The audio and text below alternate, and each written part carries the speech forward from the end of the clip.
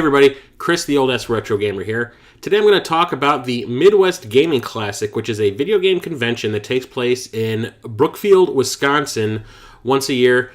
As of this recording, it took place last weekend. A bunch of friends and I headed up there, and we met up on Sunday, which is like the family day for the convention, which is not only the cheapest day for the entry fee, but it was also the day where, you know, it's the last day of the con. Everyone wants to make a deal so they don't have to drag all this equipment back and all these games back to their stores and whatnot. So that was the day I was really looking forward to going so I could knock a few games off of my collection bucket list. I did have specific games on my list that I was looking for. Luckily, I found a few of them, plus one I was not expecting to find, which is pretty awesome. So I'll talk a little bit about what the con was. It was held at a hotel in Brookfield. The dealer's area was out in a tent in the parking lot. And I thought it was going to be kind of crappy and dirty and whatnot, but man, there was a lot of stuff there and a lot of sellers, one of which recognized me, which I thought was kind of odd. I'm standing there looking at, I do believe it was a copy of F-Zero for the GameCube, and I was showing my friend that I was with, you know, hey, look, well, they got this. I should probably pick this up. And all of a sudden I hear, Chris Pico! What? And it was a fella that owns Thunder Cards and Games named Matt Robbins. He had a table there, and I guess he watches these videos because he recognized me because, I mean, I'm not trying to be an ass or anything like that, but if I looked at him, I probably wouldn't have recognized him just from his little Facebook picture, which is where we've done some deals on Facebook, which, like I said, is turning into a great resource for collectors. And that was kind of awesome. I was actually on the lookout for some of the YouTubers that I watch because I knew they were going to be at the convention. I was going to see if I can start up a little conversation with them, see what kind of games they were looking for and whatnot. Me and my friends checked out the dealer hall first. I found some games off the bat that was on my list. I wanted to get them, but I held off. One game that I asked for, the guy decided to knock $10 off just for me asking about it because he says, oh, the box is kind of rough. And I looked at it and it didn't look too bad. I said, okay, I'll keep that in mind, put it aside. And he kind of did. So we decided to go and check out the rest of the hotel first. And man, I don't know how they got half this stuff in there. There was a room dedicated specifically to import video games for the retro systems. There was an entire section for TurboGrafx 16 games. And this is one of those times where I wish I knew Japanese so I would have known what games these were that I was looking at. I did recognize that there was a Ranma 1/2 game that looked kind of like a fighting game, and they were only charging like $11 or $12 for it, and I really considered it, but when it comes to import games, I don't want to have to spend some money on it and then get it home and be like, oh my god, I really have to know my Japanese in order to understand anything that's going on in here. The ones that I own already for the TurboGrafx that are in Japanese, you know, I picked ones that didn't require you to know the language. I passed on those. There was a room that was dedicated to pinball games and pinball repair equipment. Not one, not two, but 3 arcade rooms. There was one room that had kind of a homebrew Mortal Kombat styled fighting game that a couple of dudes had put together. It looked like it was still in the demo stages, and the 2 guys that were there talking about the game were the 2 guys in the game. One was kind of a heavy-set guy, one was a really skinny guy, and they had a giant screen set up and, you know, controllers, and you could try it out if you wanted to. From what I saw, it didn't look like it was at a really decent playable level, but the guys were talkative. They're talking to everyone that walked by about it, and I listened in on some of the conversation. It sounded kind of cool, but at the same time, it's like, is there really a market for that kind of thing? Arcades aren't really a thing anymore, unless you're talking about like a barcade, and it's rare to see any new games in those kind of places. And unless you're at Dave & Buster's, which I don't think would carry that kind of a game, I don't see that thing taking off at all. One thing that really caught my eye was the fact that they had a stand-up Mortal Kombat X machine. It was either an Xbox One or a PS4 inside an arcade cabinet. Well, I was watching people play it for a little while. Oh man, that game looks so rad. I'm sorry I did not pre-order it. I really need to pick up a copy of that. There was a great arcade area. There was a bunch of them, like I said. There was one huge one that was mostly pinball games from like the 80s and 90s, and one was like a brand new Big Lebowski table, which I thought was kind of rad. There was a room that had every single home console and computer that you could game on set up for you to play. There were tables just lining this room, Commodore 64s, Amistrads, Amigas, And then every console that was available that you could play on, they had Neo Geos and TurboGrafx CDs. And a friend and I sat down and we played NAM 75 on the Neo Geo. And I'd never played that game before. And man, that game is fun. I need to get a Neo Geo. Can't afford it. Probably not going to happen. I ended up playing Pac-Man on an Atari 800 XL, which is the computer that I used to have when I was a kid in my parents' house. They even had GoldenEye on an N64 being projected onto a wall, and they were doing multiplayer. There was a Nintendo room. Apparently they had like a Mario Brothers birthday party celebration in there, and one of my friends really wanted to go, and we didn't because we said he'd probably get mobbed by kids. And even in the hallways, they had consoles set up for you to play. They had a new one, of all things, playing Tempest 3000. I thought that blew my mind. I was like, God damn. I remember seeing those damn DVD players with the new one functionality in it at Best Buy and saying, eh? They had a room set up for reproductions, which was kind of cool. Everything you could possibly think of when it comes to gaming, they had. They even, I guess, predicted that people that were going to be hanging out and didn't want to deal with video game stuff all day long, they had an area where you could rent board and card games. And they had lots and lots of tables set up so you can sit there and play card games and board games while someone you're with, that wants to go shopping or whatnot can, do their thing, and you can sit here and entertain yourself some other way. And me and my friends even did that. We ended up playing a game called Legacy that I own, and I played at Gen Con a few years back. It's really fun and really complicated, and it's all about screwing everyone else. I really recommend you check it out. So, I'll talk about the games I picked up. Like I said, I was looking for specific things, and I really wanted to focus on the Nintendo, the Super Nintendo, and the Genesis. They had plenty of Genesis games there that I wanted. A lot of them were really out of my price range. They had a copy of Michael Jackson's Moonwalker that I had my eye on for about $50. And I said, I'll have to come back for that. And when I came back, someone just picked it up right in front of me and said, this, want it. One was Star Wars for the Nintendo. There was a dude at a table that had basically grabbed a cardboard box and was just taking games off this dude's table. And it was complete.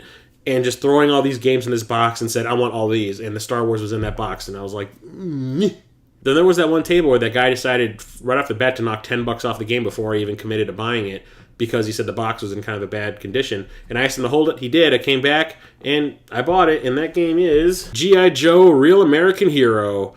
I had this game as a kid, and it kind of rocked my world back then. I played it nonstop. I was huge into like Transformers and G.I. Joe and Thundercats and all that kind of stuff when I was a kid. But it's a lot of fun. It's really, really hard, but it's a really, really, really cool side-scrolling action game. And Taxon is turning out to be one of my favorite publishers for Nintendo games because every single game I buy from them ends up being really, really fun. I didn't have a whole lot of their games back in the day. The reason the guy knocked it off the $10 was because the box is a little rough. Like, this kind of popped off. I think I can just have to... Yeah, I can just stick that back in there. That's no big deal. But there's a tear in the back. But the cardboard piece that seems to be missing is actually in there. It's just folded up. I can fix that. That's not a big deal. Basically, I just wanted to make sure the game worked. It came with the instructions and everything, and it's perfectly fine. I played it the day that I bought it, and it's still awesome. There was another table I was looking at that had stacks and stacks of CIB Nintendo games, and they had a lot of really great Super Nintendo games too, but a lot of those were out of my price range. For some, like Super Nintendo games are insanely priced right now. And this table had maybe 6 Nintendo games I was really looking for, including a completely complete Final Fantasy. The guy was charging like $90 for it. He didn't want to budge on the price, so I said, I can wait. But there were 2 games, and I did manage to haggle the guy down for about $5. It was the end of the day, and he looked like he was getting ready to pack up, so I ended up asking him to give me a deal, and he did. And I ended up getting G.I. Joe, the Atlantis Factor, and Trojan. So, 2 G.I. Joe games in one day. God damn. This one I've never played. I did not realize that there was a sequel to this until I got back into collecting. I don't think this has the same developer as the original game, but it plays exactly the same. The same setup, the same power-up system and all that. But it is really cool. I played it just a little bit to see if the cartridge worked, and it plays just fine. It's a lot of fun. Trojan, which is one of my favorite games from when I was a kid. I used to have this, and I played it all the time. It is really super freaking hard, but it is a lot of fun. Really cool side-scrolling action game. The real reason I wanted to buy it was not only is it complete, but it also has the tab not punched out in the back, and it is the 5-screw variant. Like I said, I was only looking for Nintendo, Super Nintendo, and Genesis games. And as me and my friends were leaving the dealer area, there was a table I had not seen that was right by the entrance, and I walked right past it. And this caught my eye, and I said, "Holy shit! I have been looking for that game forever, and I'd never see it. I need to have it because I have the first game in the series, and I kind of want the sequel, even though it's not the greatest game ever. I really wanted to have it for the collection." And I said, you know what? Even though this wasn't a system I was looking to buy for while I was there, I said, "What the hell?" And that was Bug 2 for the Sega Saturn. So, like I said, we're wandering around this hotel, and I come across that reproductions room. And I'm looking at some of the repros, and I'm like, they all look kind of. There's games I've never heard of. I really was looking for a copy of Mother, if I could find it, the original Earthbound. But no one seemed to have that, or they'd already sold out, by Sunday. So I'm looking around, and then one thing really catches my eye because I'm a super huge fanboy of this franchise. I said, "God damn, I've been looking for that for the longest effing time. I need to have it." And the guy was only charging like $20 for it. Star Trek V. This game is by Bandai. It was made to coincide with the release of Star Trek V back in 1989. Only problem was the movie was shit. And as a Star Trek fanboy, I will fully admit that is probably my least favorite movie in that series. Out of all of the movies that have been made, the new ones, the old ones, everything. The Star Trek V is the worst. It's just dumb. When the movie bombed, the game was going to come out, and they said, you know what, it didn't cost that much money to make this game. Yeah, we had to pay for the license and all that, but the game itself isn't all that great. Let's just cut our losses and not release it. It was finished, it was completed and everything, but Bandai said, pull the plug. It's done. We're not going to make any money off it. No one that saw that movie is going to want to relive any part of that movie in game form. Someone eventually got a hold of the ROM, put it online, people played it and said, hey, it's not that bad. I mean, it's bad, but it's not like bad. It's not like Deadly Tower's bad, because that's pretty goddamn bad. So, yeah, I've been looking for a copy of this for the longest time, and I said I have to have that. What the hell is going on here? What? This label's good. What? This whole thing?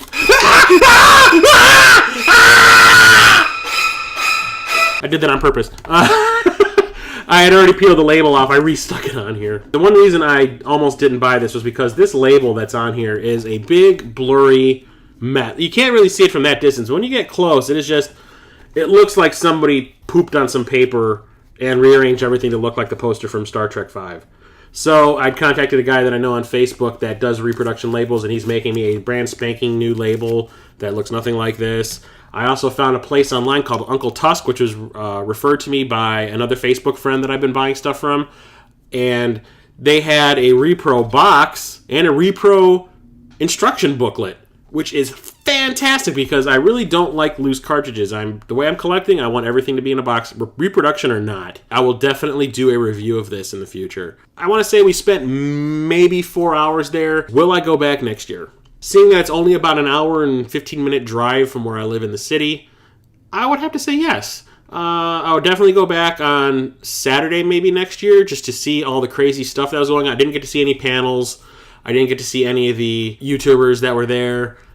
There was definitely some competitions that were going on. I would love to spend a day in that arcade alone and just be playing these games. The only problem was most of the stuff was on free play. That big-ass arcade, everything was still coin-operated, which I thought was kind of stupid. But I would love to just spend a day there and just wander around and just play all this stuff that they have available for people to try out. That'd be the most fun. And then maybe spend Sunday going around and buying the things that I wanted to pick up. But it was a lot of fun. It was really cool. A lot of really cool people there. Like I said, I ran into somebody that I know from Facebook randomly.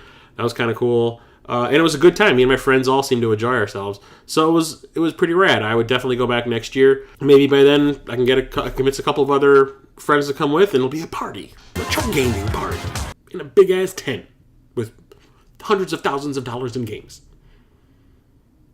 It's good. So if you like what you saw, please subscribe to the channel. Why not? It's free. All it takes is one little mouse click. Click. Please comment on the video. Were you at the Midwest Gaming Classic? Let me know. Let me know what your pickups were. Let me know what your favorite thing at the con was. What game in those arcades blew your frickin' mind? Give the video a thumbs up. Share the video with your friends on Facebook and Twitter.